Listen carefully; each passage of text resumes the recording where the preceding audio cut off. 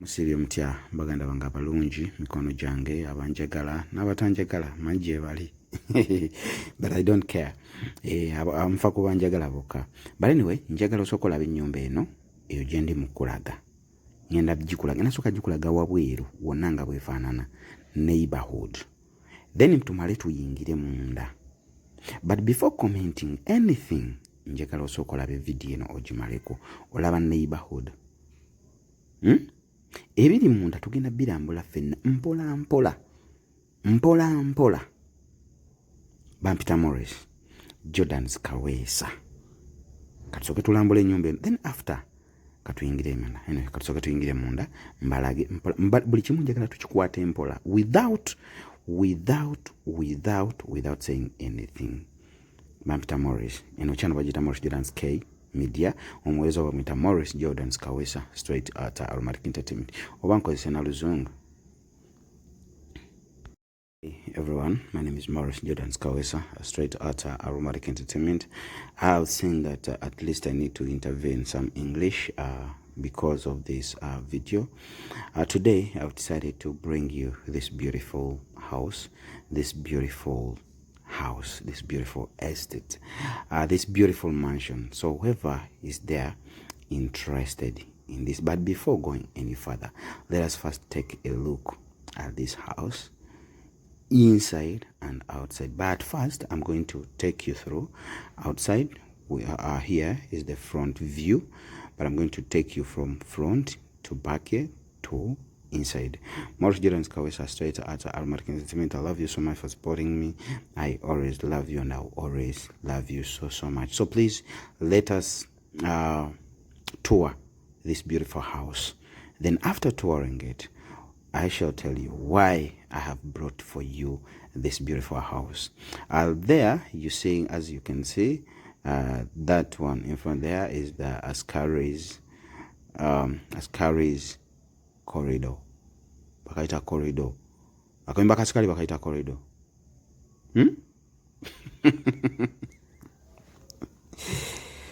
But anyway, let us go through this as you are following me. Thank you so much for following me. Let us go through this. I love you.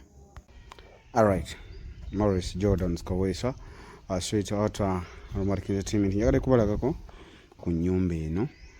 Eni nnyumba etundibwa.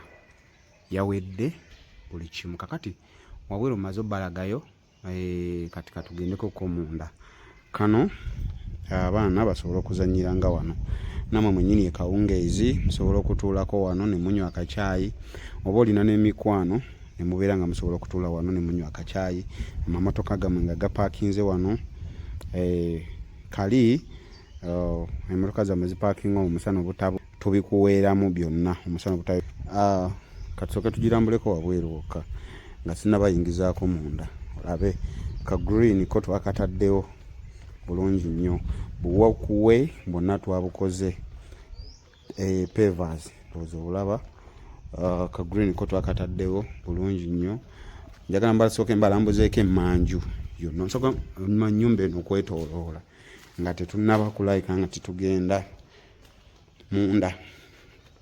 So I think you can see this is a very nice thing, you know. Sometimes wapokoye waliyo akasikiriza akalungi osobola otuulayo wano tanka y'amazzi yiyo gyeri waggulu akuba wali light ebadde nkubyemu kambawe ku tanka y'amazzi bweti irabye tanka y'amazzi yiyo gyeri waggulu teri byagamba nti amazzi gagenze sina kyengenda kukozesa nowe tanka y'amazzi weeri akati omanyi bagamba bw'oba oyingira tebayingirira manju ne kati eno manju waayo tuli manju naye tetugenda kuyingirira eno ngenda kuddayo eri emiryango gye tuba tuyingirira. So buno obuyumba osobola okugamba nti omukozi omukyala oba omukozi omwami oba kale nti nno kyazizza abagenyi waliwo abatayagala kusula mu nnyumba nnene basobola okusula eyo eno ye toilet y'owabweru nene toilet yawabweru nayo ogiraba bwefaanana. So Morris nabagamba ngenda kuba mbaleetera ebintu ebirungi sifaanano ku muntu yekka owa waggulu nene omuntu wa wansi mufaako. Ennyumba eno ya sente mmeka? Oyinza okugamba nnyumba ya sente mmeka eyo?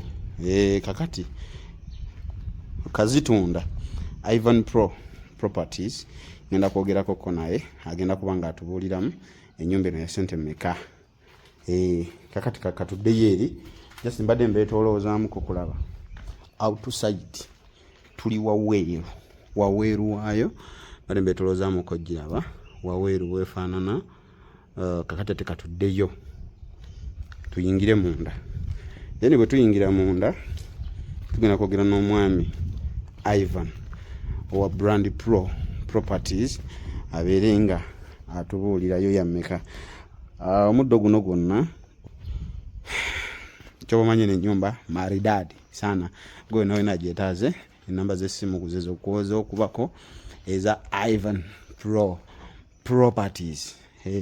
Namba y'essimu ye eri awo, so gikubeko mukubire omugambe Ivan nyumba eyo mbadde ngyetaaga ya sente mmeka munegotiating tugera kwogera naye atubuulire sente naye nga kyemmanyi nti era nayo sente ziri negotiable. So katugende wa Ivan atulambuzeeko munda then bwe tuvaayo tulabe kulu nsanso okulaba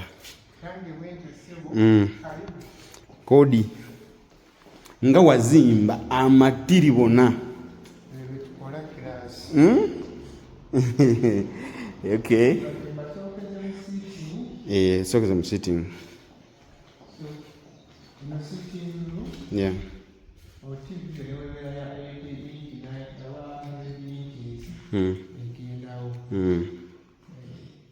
Okay. Yeah. Yeah.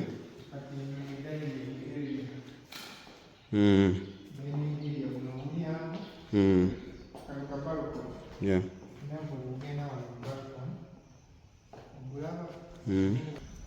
Yes,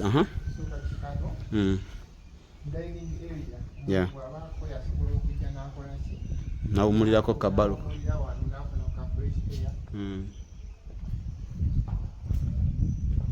Okay, fresh air tukaleka katugende ku balcony.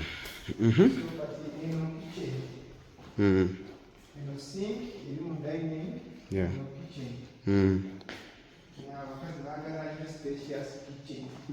Stay?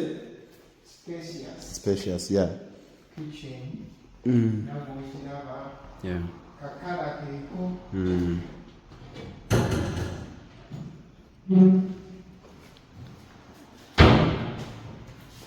Mr. Ivan, kwankubuzeko lwaki ennaku zino abantu tebakyayagala nnyo shouting colors, blue, white. Okay.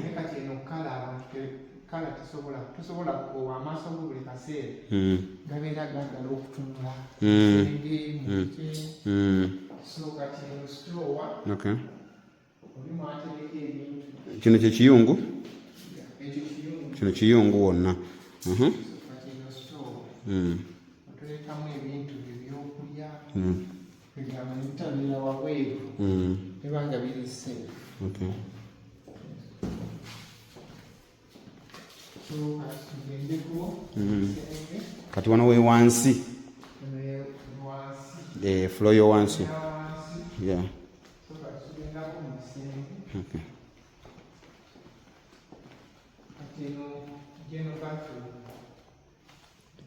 General bathroom.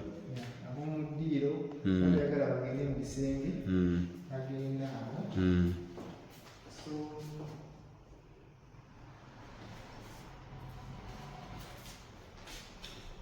eno ebweru esooka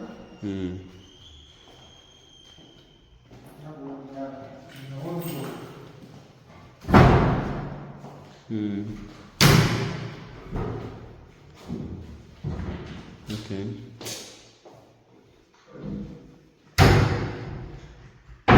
In bedroom esooka. Yeah, bedroom esooka. N'obugazi buno bwonna ninga nnene nnyo.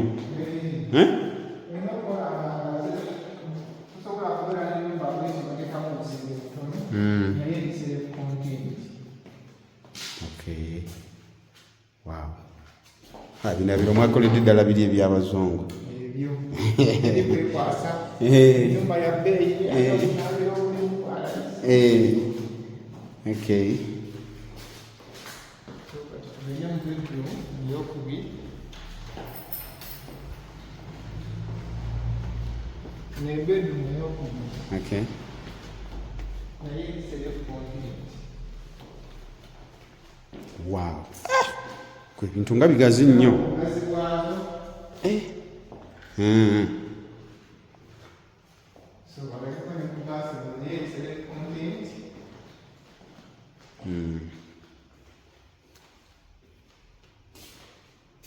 Yes. Wow.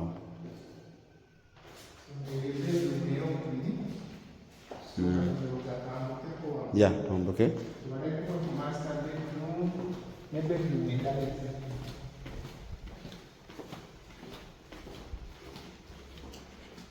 Kitandise okwambuka.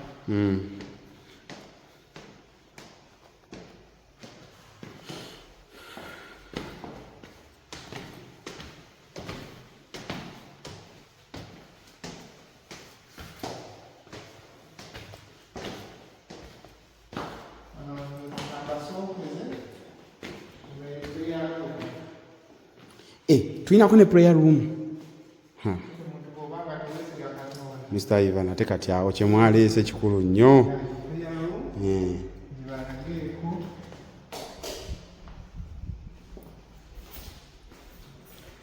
Kino ate kati kikulu nnyo. Prayer room bweti bwefaanana. Abantu munnange tebakyasaba nti nno abantu tebakyasaba nti ku kyaki wokka, naye waka mulina okubeerawo ne prayer room. Osobola okweggalirayo taata, famire. So kakati eno ye upper sitting room oba eddiro lya waggulu. Lirina balcony bbiri.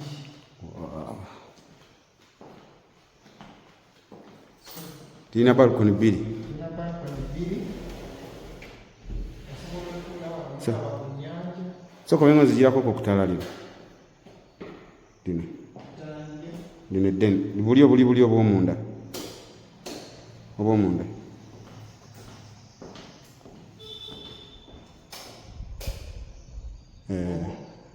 Yeah. Obwo. Okay. Yes. Tulina balcony bbiri.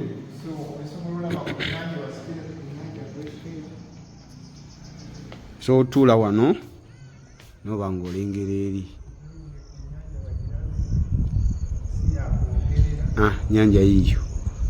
Nyanja yiiyo ka fresh air kavira ddala eri ku nnyanja wansi.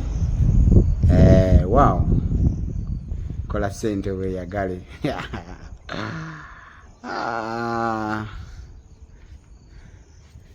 Wow. Eno neighborhood ndoza mugiraba. View. Balcony eyokubiri, yes. Bw'oba omaze ku nnyanja osobola okujja n'otuulako wano. Balcony eyokubiri bweti bweri. Watoyagala kutunula side zeeri osobola okutuulako wano. Akawewo nako nga bakakufuuwako. Tewali kigaana. Neighborhood ndowooza ogiraba. Eri very, very good, very steady. Yes. Wow.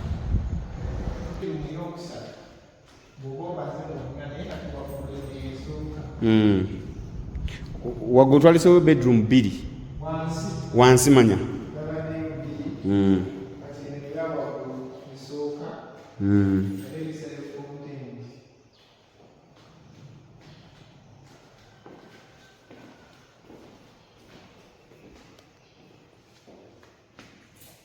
Wow. Okay.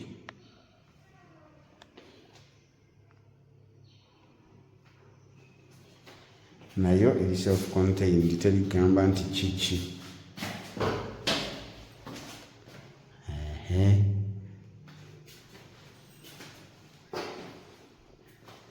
Sink is very clean. Toilets zaffe ziri very clean. Nyumba ekyali mpya tenayingira muntu yenna tonna tesulangamu yadde enswera.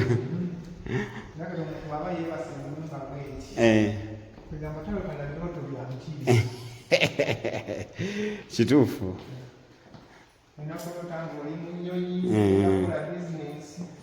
So kati ne bedroom ey'okubiri yawaggulu ate kati kutoto wonene eba yakuna.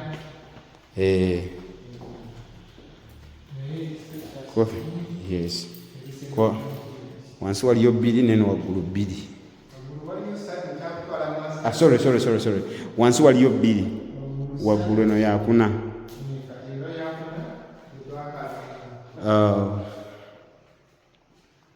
Wow. Buli kimu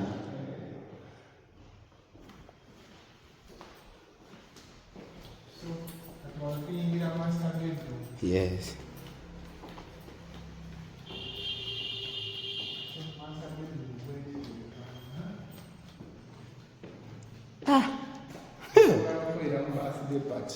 Banange erina kuka view kwe laba master bedroom weri webaka wano ngulu nyago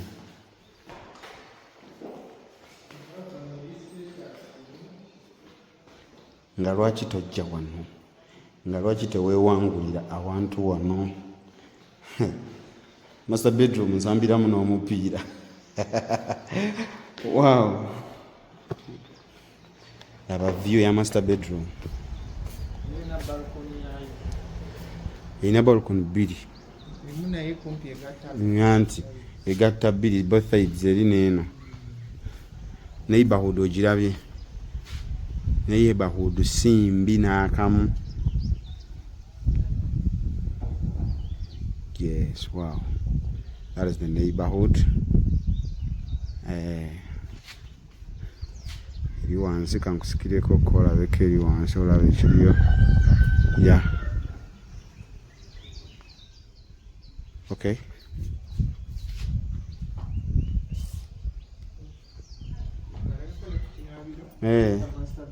Yes.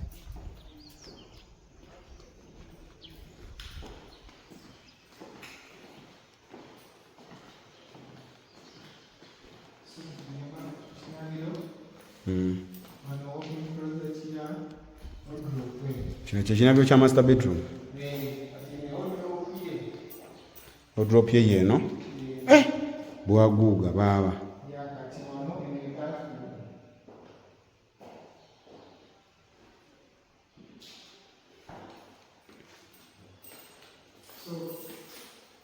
Wow. Abateeramu n'endabiramu y'abakyala. Yasensa obalabeko. Endabiramu yasensa. Yatouch.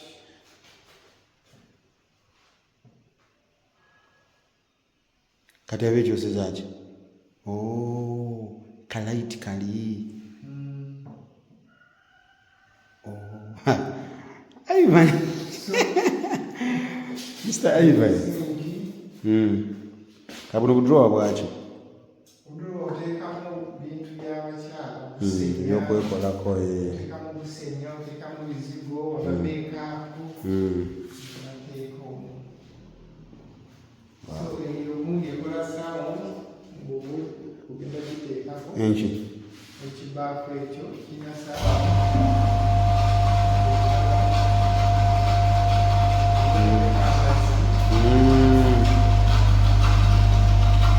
Kati pumpinga mazzi. Ekyusa ne bulayiti.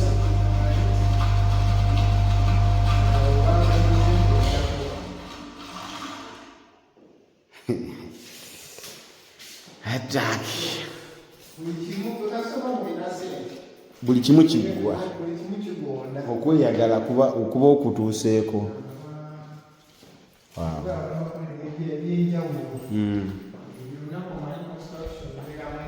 Yeah.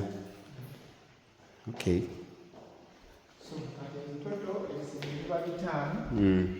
ne bathroom 6. Ebisenge 5 ne bathroom 6.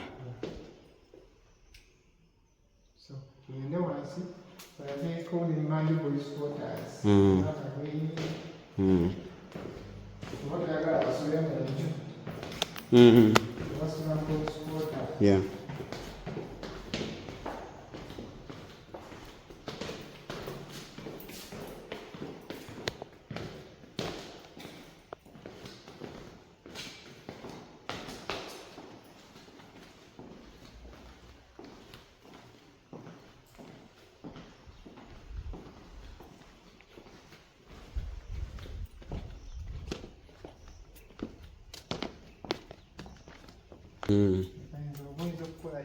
Giringa mizigo minene gire mizigo sijja bapangisa ekampala emitwalo 25. Nnak abano made na askali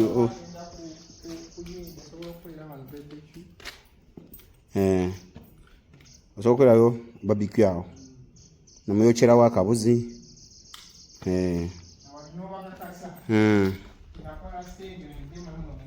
mujje mulye ku ssente zange. Mbadde mpita wano ne mbagamba nti bino simanya amazzi gagenze bikitanka gyeri waggulu.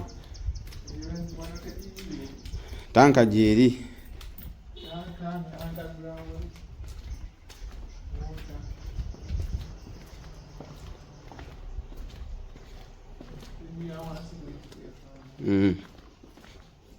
Wano mpiseewo namba lazeero.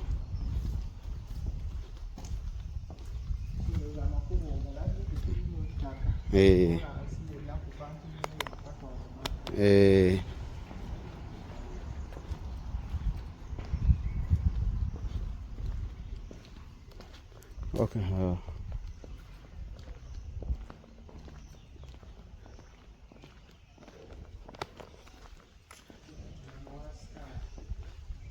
Yeah.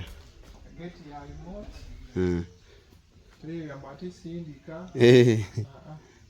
Yeah, remote. Okay. Okay, Morris Jordan Kawesa, straight out of Aromatic Entertainment. Thank you so much for watching. Mr. Ivan, enyumba tugirabye. Irabika bulungi.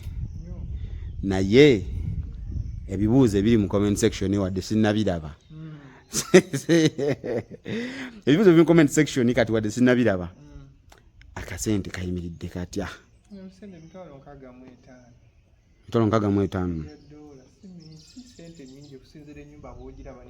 Yeah. Zo 65 ja dola.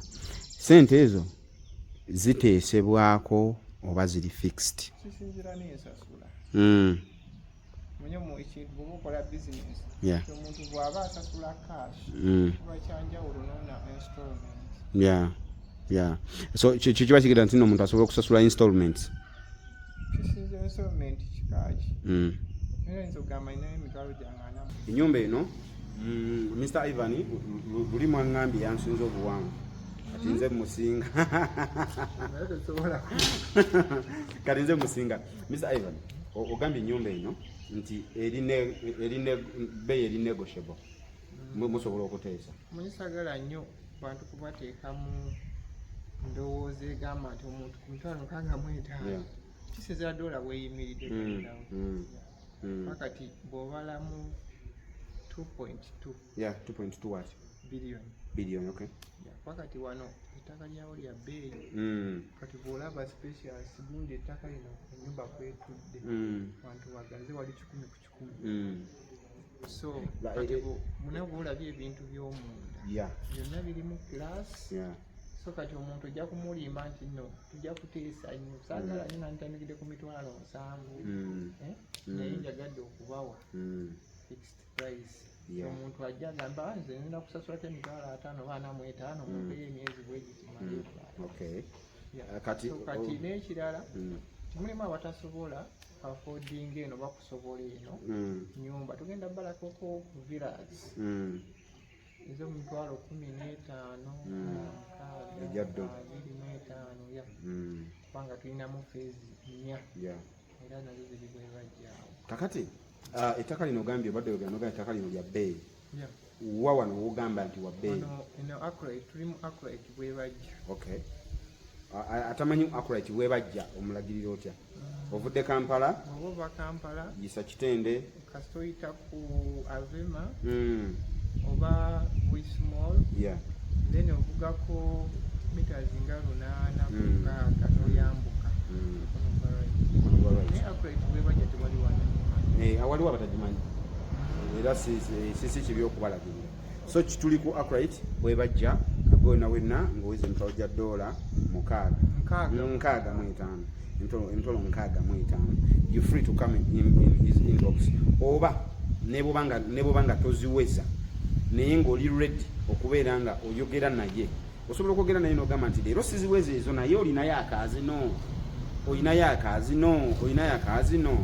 okitegeera so enamba eyo eri awo gyolaba ku screen ye y'omwami ono bamuyita Ivan oba Brand Pro Properties enamba eyo eri ku screen giteekemu osobola omukubira eyitamu direct osobola okwogera naye ku WhatsApp yes waliwo kubadagamba comment nagisangamu eri message gye twakola waliwo yagamba nti nze sente nga nyingi alinayo ennyumba ey'emiliyoni 2 munnange bakiraya nti tetugirina tulina ploti miliyoni 2 naye nga si wano Kampala naye ngeri mu Abisoli twabagamba naye tujja gibalaga essanga ekiweebwa so kakati essanga yeri ku Bombo Road nga otuuse Matugga n'okwata ku mabanga n'okwata Cemetery ye essanga kale thank you so much eno tumaze obalagako estate ku nyumba eno ewedde kaka tugendeko ku estate endala naye twongere obalagako